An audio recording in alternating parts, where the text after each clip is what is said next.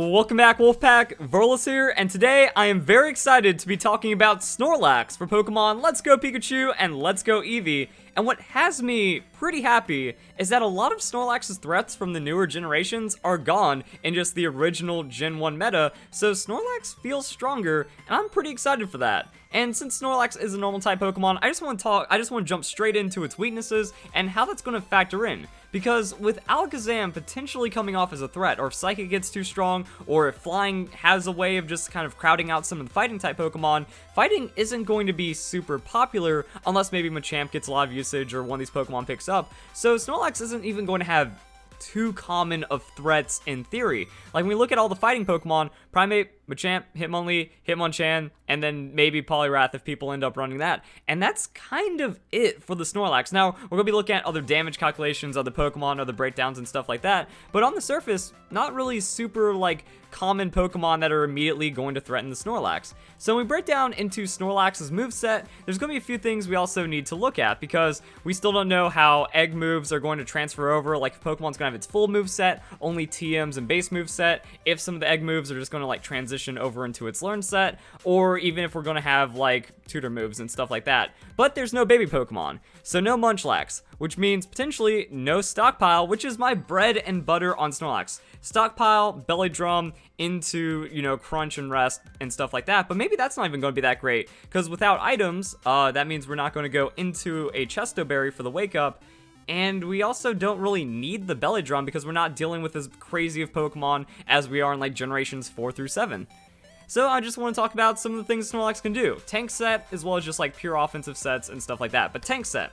So my way of looking at it, 4 EVs and hit points, defensive nature, max defense, max special defense, and then just become unkillable bulk. Seems pretty solid right there. You can make it a bit more physically tanky if that's what you want on the Snorlax, because if you're using Amnesia, plus 2 to special defense, yeah, you don't have to have max special defense. And then when we get into the core of the moveset, Curse Amnesia. So you're gaining attack, you're gaining defense, you're gaining special defense, you just become unkillable while scaling into insane amounts of damage, and the thing is, you rest. You use rest, and then by the time you wake up, you're still at around half health, if not more, depending on how tanky you've gotten, and then you just get free hits on boosted damage. Now, when we come into the moveset potential, that's also where we get to factor in potential Pokemon stuff.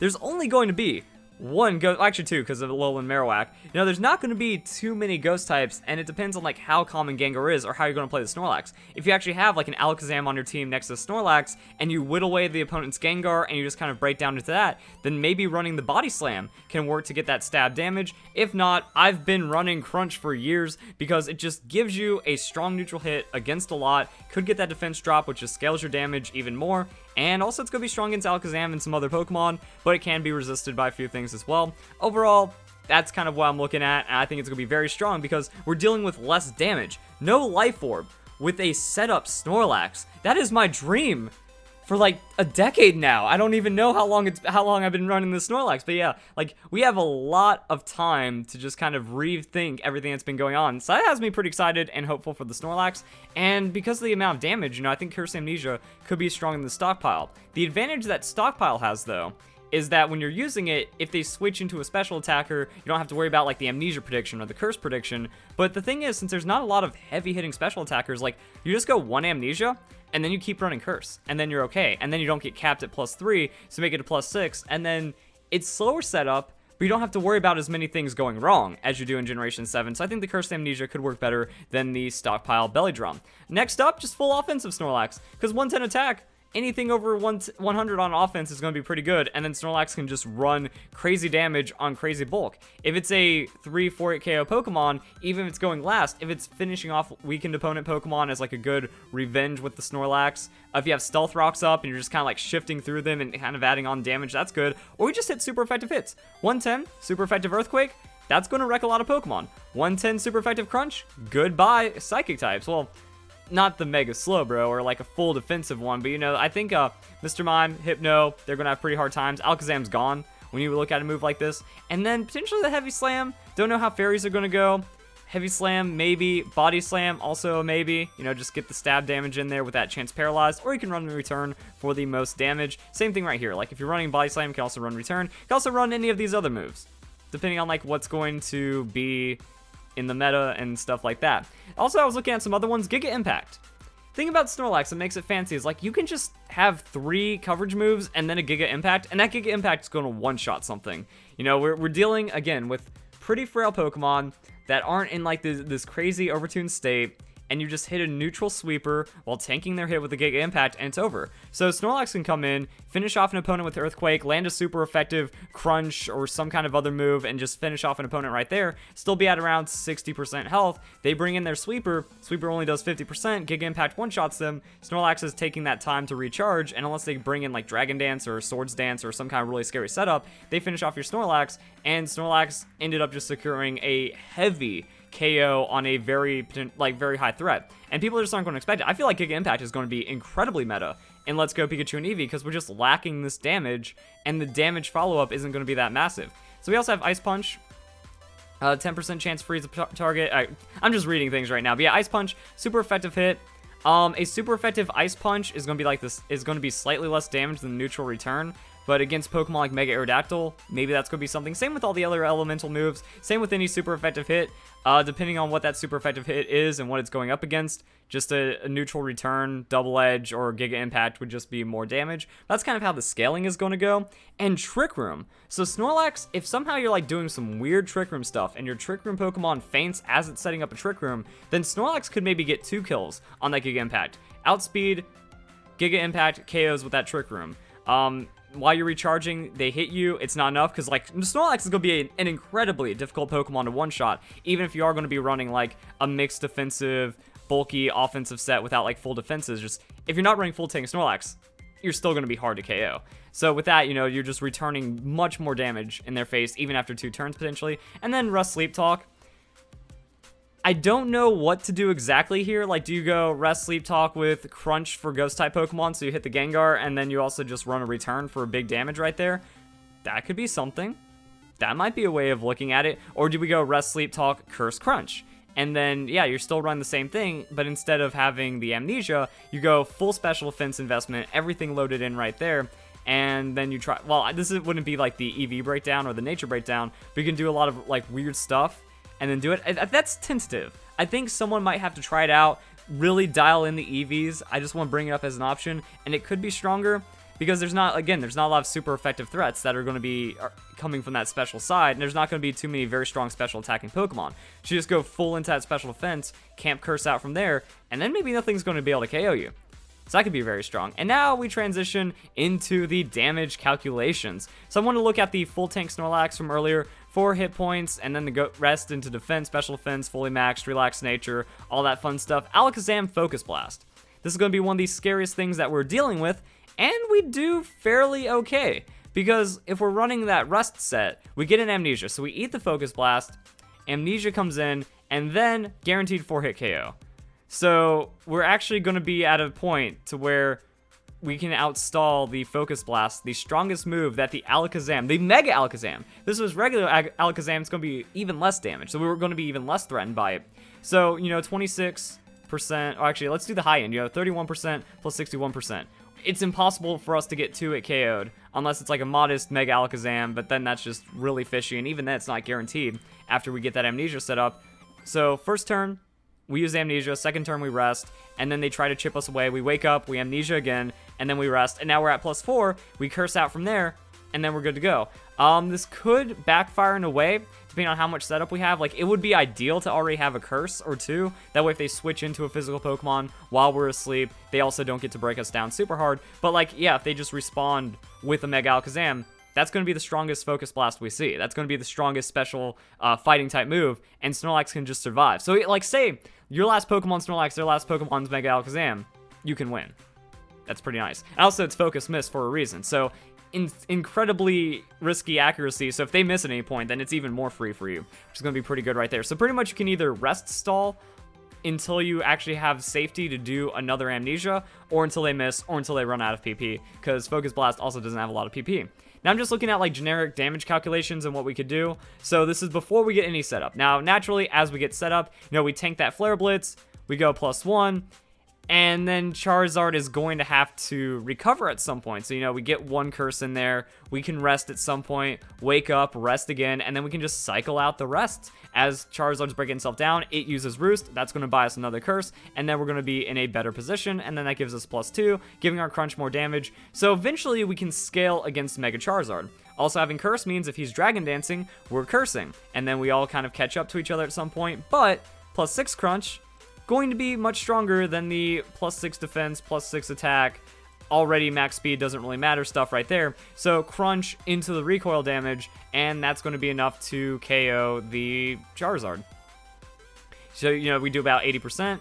Actually, yeah, the minimum. Even the minimum is going to be a KO right there. So if it gets in Dragon Dance Wars, that means you have an unkillable Snorlax that can't really be responded to, that then gets to one-shot everything. So in the neutral, Snorlax is good. If you bring it in as a response to another setup Pokemon or something, like, say they have a random flying type Pokemon that can't kill you, like they have a Pidgeot on the field or something, and they just come in, it's like, oh, free setup. Or they have a kind of strong attacker, like maybe the Raichu, maybe the Jolteon, and they're just not going to be able to KO you, yeah, Snorlax gets free setup. Like, look at this Jolteon. It's alright, but I mean, Jolteon is more there for the super effective quick coverage and the 110 special attack against a tanky Pokemon that's full invested on a 160 hit point, 110 special defense without a super effective hit. That Thunderbolt is a 5-hit KO. You use an Amnesia, and things get even worse from there for the Jolteon. So, I mean, this is what I mean. You get your one Amnesia in, and then you just start setting up curses while they have a special attacker on the field. As they're switching, as they're realizing their options are dwindling, they come in, and then you already have +2 on the defense. So even some of their terrifying physical responses aren't going to be enough. You rest it up, and then you just wake up and you start killing everything. From the more physical side, you know, say we are running the max hit points, max attack Snorlax for KOs. Jolteon's dead to an Earthquake. Mega Alakazam is dead to a Crunch, kind of. It's pretty beneficial odds. And also, like, that's the Alakazam Mega, which has higher defense than the regular Alakazam. I believe, right? Like, regular Alakazam is 50? 45. Wow. I didn't even think it was that low. So, yeah. Crunch is there. Alakazam's also taking a lot of damage, has a chance to get KO'd, stuff like that, while running the Focus Miss. So even if we're just running into opponents like that, it's going to go pretty good. Also, looking at some of the other things. Beedrill. Giga Impact against Beedrill, that's just going to be a straight-up KO. The return, if we're running an Adamant nature... Like, look at this. Actually, this is something to consider. Beedrill, so frail that a return from a 0 attack invested Snorlax gonna be almost enough to KO, and then the +1's just there, and the Crunch is still looking really scary, and the Poison Jab, again, like, we don't really have too many options. Relax, max defense on those high hit points that Snorlax has. Beedrill without the adaptability kind of falls apart. 45% chance of 3-hit KO.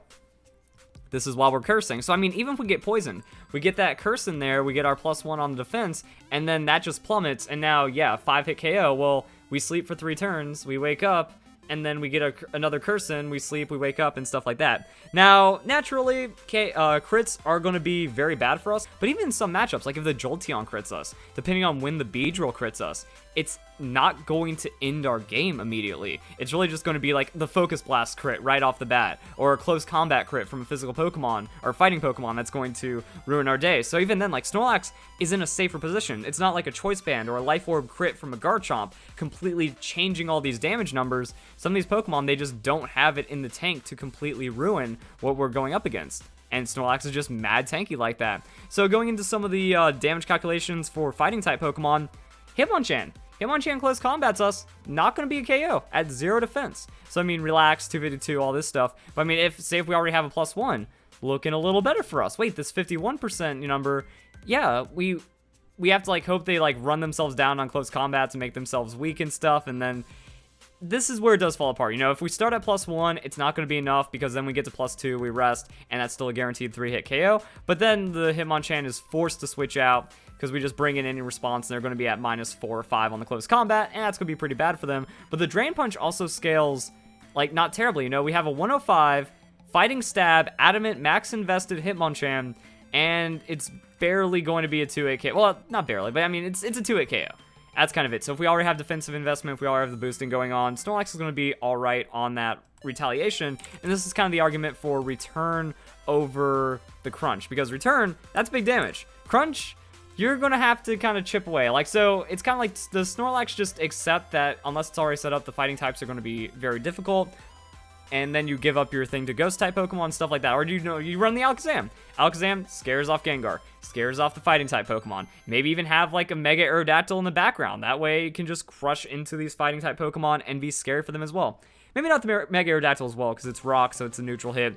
We're going to have to look at all the Pokemon, all their interactions. But Snorlax, if you remove this, you win. So Machamp is going to be 130 attack. The 130 attack.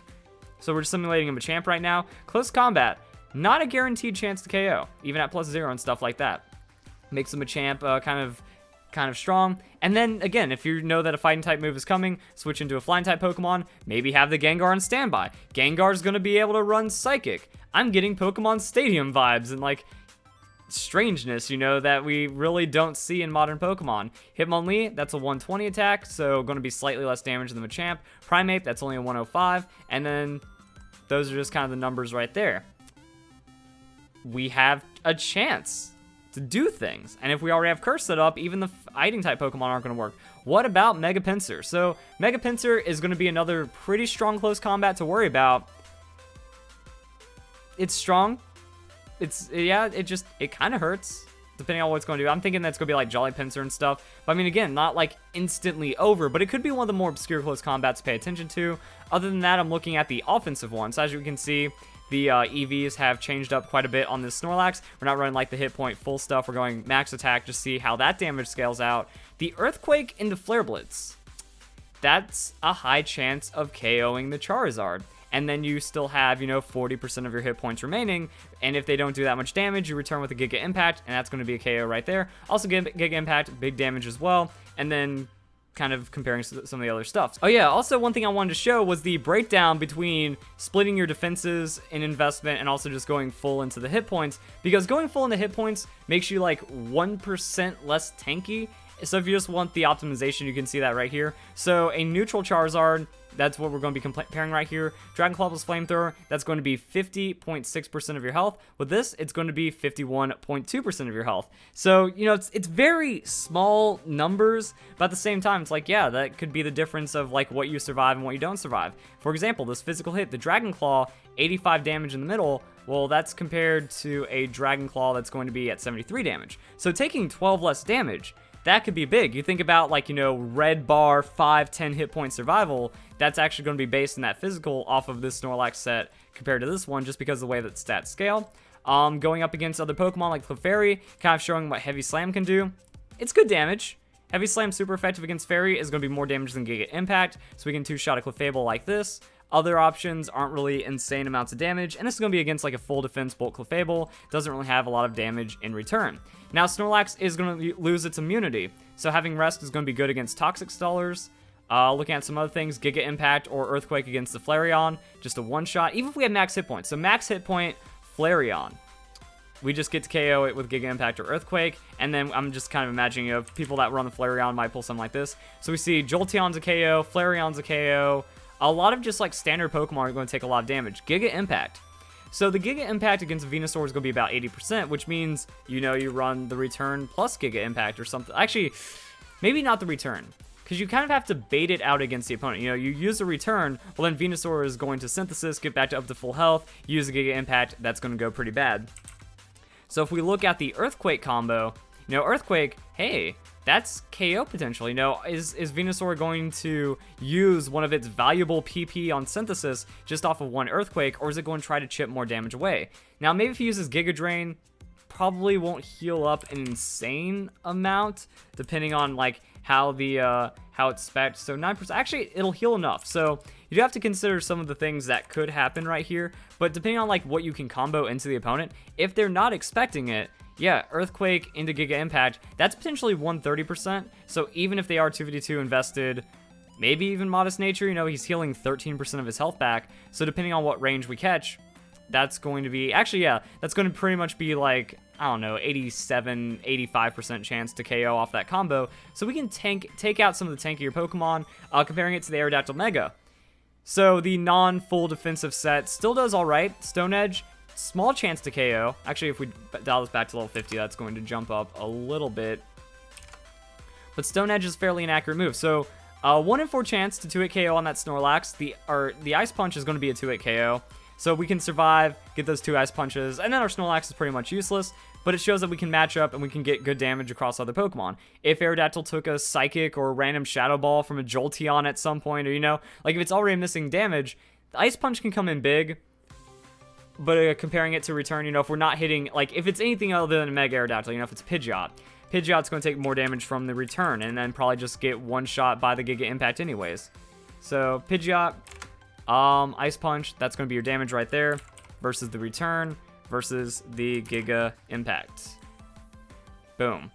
So, that's numbers, that's Snorlax, that's scariness, and that's how it breaks down. So, 8375, that's going to pretty much be like the minimum KO range on the Giga Impact. Lob Sweepers, they're below this range. You can tank a hit from pretty much anything that isn't a close combat from a Machamp, and then you're able to return. So Snorlax can either be like a super effective one-hit KO return machine, like not return, but you know, returning damage, one-hit KO Giga Impact machine, also a 2-for-1 coverage option, or you just go tanky, you gamble it as a slot that just goes for, you know, these shenanigans right here. You get +1 curse, or you get +2 off an Amnesia, you get +3 on the curse, and then you sweep an opponent's entire team, and there's not going to be too many ways that this Pokemon can deal with you. So there we go, guys. I'm excited. The Theorycraft on Snorlax is looking promising, and I think it's just going to be the strongest iteration of Snorlax, and I'm definitely going to have to camp this bad boy and probably just add to my team and see how it wins. I don't know what's going to stop it, honestly, and if people aren't respecting it, that's just going to be better for me. So guys, enjoy the video. Hope you all have a nice day. Thank you very much for watching.